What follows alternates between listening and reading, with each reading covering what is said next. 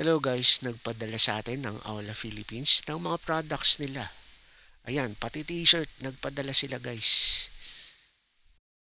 Ito ang kanilang G7 gaming headset. Ayan, may mga brochures, may mga connectors. Ayan, kulay puti yung pinadala nila sa atin, no? Ayan, may nakasulat na Aula sa headset at sa USB. Detachable din ang kanyang mic. Ito naman ang Aula SC580X gaming mouse. Ayan, yung lalagyan niya ng USB na i-connect mo sa PC. Yan yung ilalim niya. Yan yung logo ng Aula. Ang SC580X gaming mouse ay merong tri-mode connectivity at ergonomic design. Yan yung logo ulit ng Aula at yung mga buttons ng kanyang mouse. Ito naman ang F99 Pro mechanical keyboard ng Aula.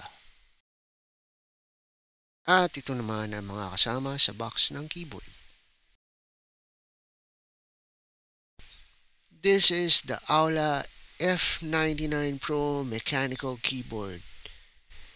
It is wireless tri-mode, gasket structure, fully hot swappable keys, 98% layout, and suitable for gaming, esports, and office use.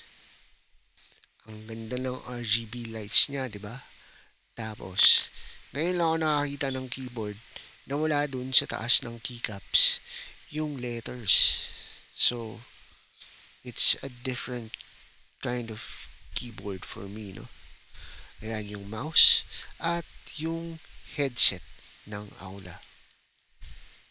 May RGB lights din nga pala yung headset ng Aula. So, yung keyboard and yung headset, meron siyang RGB.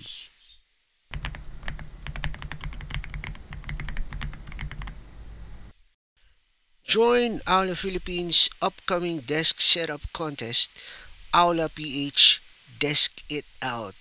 You can head over to their socials for all the rules and guidelines.